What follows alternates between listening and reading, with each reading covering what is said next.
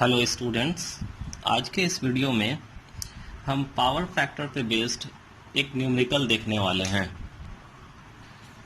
देखिए, क्वेश्चन कहता है कि a single phase transformer has 800 turns on primary and 200 turns on secondary. The no load current is 2 ampere at a power factor of 0.2 lagging. Calculate the primary current when secondary current is 100 ampere at a power factor of 0.8 lagging. तो ये है आपका question.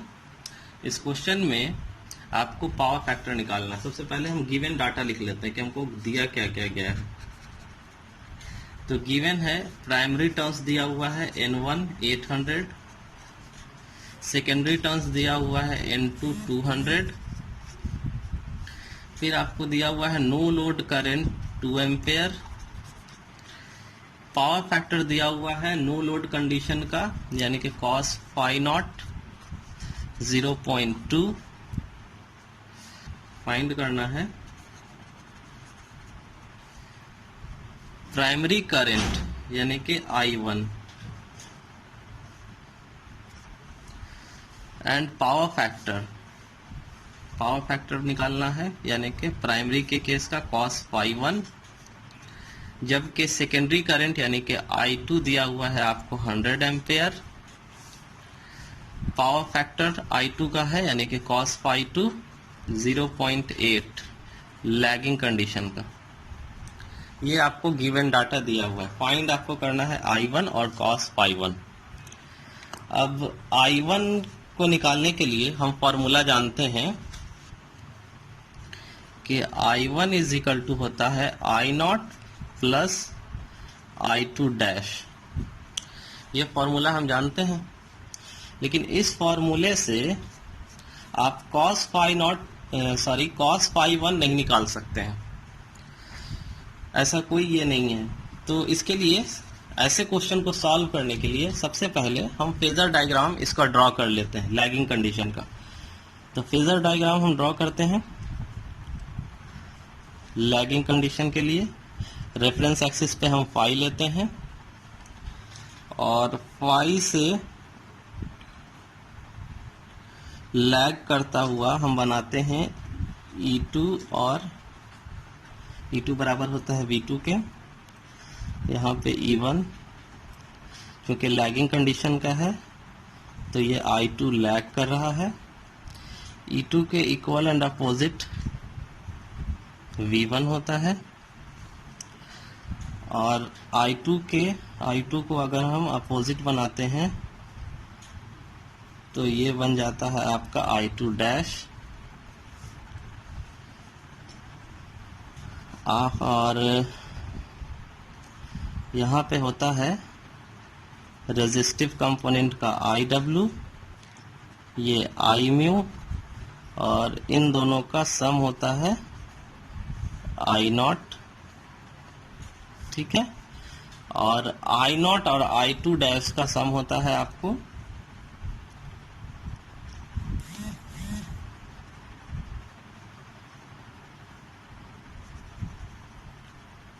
ये हो जाता है आपका I1, इन दोनों का सम। एंगल की बात करें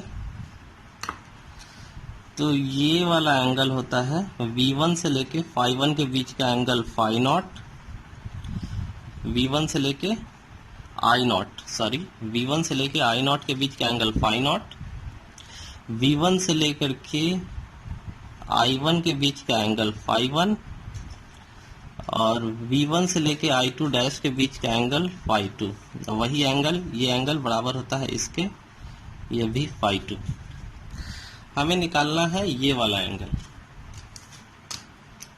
phi 1, ये हमें चाहिए। तो और I1 भी चाहिए, है ना। तो इन दोनों को हम फेजर डायग्राम की मदद से सॉल्व कर सकते हैं। तो सॉल्व करने के लिए हम कैसे करेंगे? इस I1 को अगर हम इसके वर्टिकल कंपोनेंट, ये हो गया इसका वर्टिकल कंपोनेंट, ये हो गया इसका हॉरिजॉन्टल कंपोनेंट, तो वर्टिकल कंपोनेंट और हॉरिजॉन्टल कंपोनेंट में अगर तोड़ दें तो हमें I1 भी मिल जाएगा और phi1 भी मिल जाएगा। तो कैसे सॉल्व करते हैं ऐसे क्वेश्चन को, देखिए अगर वर्टिकल कंपोनेंट में अगर हम इसको तोड़े I1 को, तो I1 को अगर हम वर्टिकल कंपोनेंट में तोड़ें तो देखिए ये इसका वर्टिकल कंपोनेंट हो गया, ये यहाँ पे ये बन रहा है इसका एंगल, तो ये हो गया इसका बेस, यही होगा इसका वर्टिकल कंपोनेंट जो कि बराबर होगा बेस के, क्योंकि यहाँ पे एंगल बन रहा है तो ये बेस हो गया, ये एंगल है तो यहाँ पे बनेगा इसका P जो कि बराबर होगा इसके नीचे वाले के, है ना, और यही इसका हॉरिजॉन्टल कंपोनेंट बराबर हो जाएगा P के। तो ये जो वर्टिकल कंपोनेंट है B, इसको हम कैसे लिख सकते हैं, cos थीटा यानी के phi1, ये बराबर होगा किसके, B/H के। अब B बराबर आपका कितना है, तो ये B तो हमें पता नहीं है, यही हमें निकालना है वर्टिकल कंपोनेंट। तो B को हम एक साइड कर लेंगे और H की वैल्यू, ये H है ना, ये B है, ये P है, तो ये है आपका H। तो ये H बराबर कितना हो जाएगा, I1 और cos phi1, ठीक है। तो I1 का वर्टिकल कंपोनेंट हमें कितना पता चला, I1 cos phi1। तो हम यहाँ लिख लेते हैं I1 cos phi1, ये बराबर किसके हो जाएगा, क्योंकि हम जानते हैं कि I1 इज इक्वल टू क्या होता है, I0 प्लस I2 डैश। तो I0 का वर्टिकल कंपोनेंट हम उसी तरीके से अगर निकालेंगे तो हमें क्या मिलेगा, देखो निकालते हैं, cos phi0 बराबर B/H, और हमें चाहिए वर्टिकल कंपोनेंट यानी कि B, और cos phi0 और H की वैल्यू यहाँ से इस ट्रायंगल में H की वैल्यू क्या है, I0, तो I0 cos phi0, ये हो गया I0 का वर्टिकल कंपोनेंट। तो हम I0 का वर्टिकल कंपोनेंट लिख लेंगे cos phi0 प्लस, अब हमें चाहिए I2 डैश का, तो I2 डैश का भी उसी तरीके से हम लिख सकते हैं I2 डैश cos phi2, ये हो गया इसका वर्टिकल कंपोनेंट I1 का। अब हम इसमें सारे वैल्यू को पुट करेंगे, तो I1 का ना हमें I1 पता है ना cos phi1 पता है, ये तो हमें फाइंड आउट करना है, लेकिन I0 की वैल्यू है कितना है, 2, cos phi0 की वैल्यू 0.2 प्लस I2 डैश की वैल्यू 100 एम्पेयर, नहीं I2 डैश हमें निकालना होगा क्योंकि I2 दिया हुआ है, I2 डैश हमें चाहिए। तो I2 हम कैसे निकालते हैं, I2 डैश हम जानते हैं कि I2 डैश बराबर होता है KI2, ये हम जानते हैं। अब K की वैल्यू हमें निकालना होगा, K हम कैसे निकाल सकते हैं, K is equal to N2/N1। तो N2 की वैल्यू क्या है आपके पास, 200 डिवाइडेड बाई 800 इंटू I2 जो कि है 100 एम्पियर। तो यहां से आप निकाल लेंगे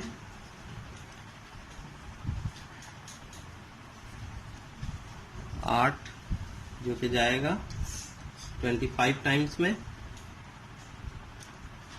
तो यहाँ से I2 डैश की वैल्यू आपको पता चल जाएगा 25 एम्पियर। तो आप I2 डैश की वैल्यू पुट कर लीजिए 25, और cos phi2 की वैल्यू क्या है 0.8। तो यहाँ से अगर आप I2 निकालेंगे तो आपको पता चलेगा, ये हो गया आपका I1 cos phi1 20.4, क्लियर है। तो ये हो गया हमारा वर्टिकल कंपोनेंट।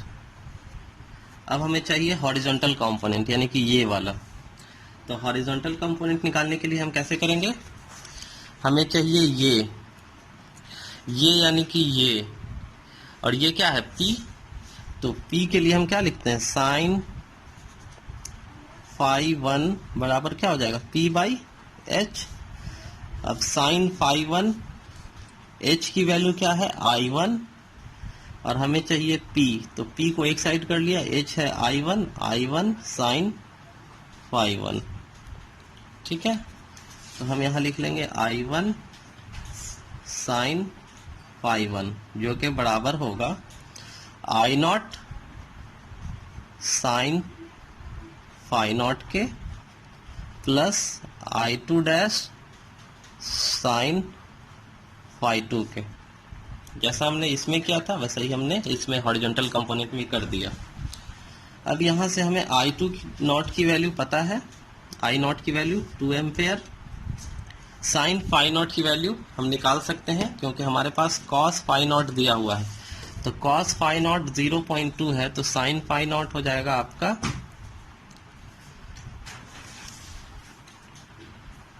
0.98।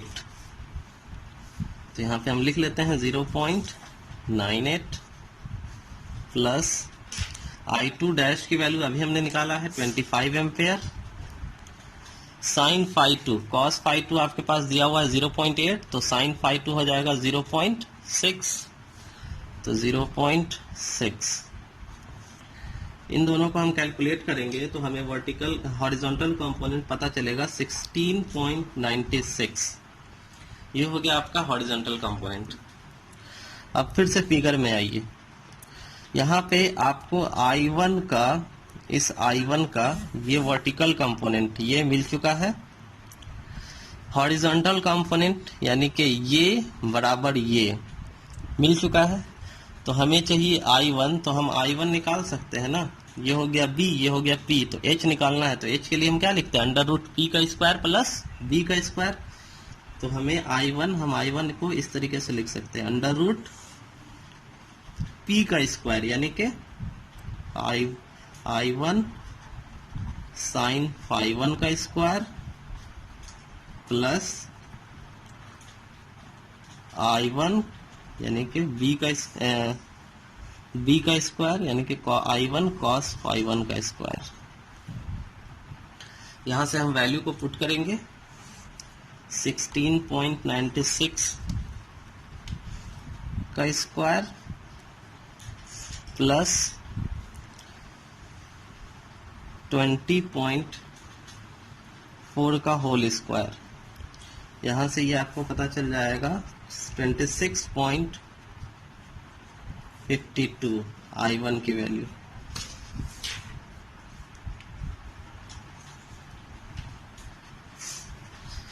यहां से आपको I1 की वैल्यू पता चल गया 26.52 का होल स्क्वायर।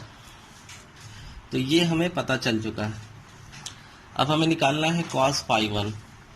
तो cos फाई 1 निकालने के लिए हम यहाँ पे देखो क्या कर सकते हैं, ये पता है B, ये पता है P और ये एंगल निकालना है। तो P बाई B का रिलेशन क्या होता है, tan थीटा।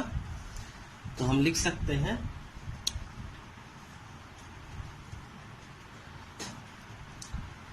tan फाई 1 बराबर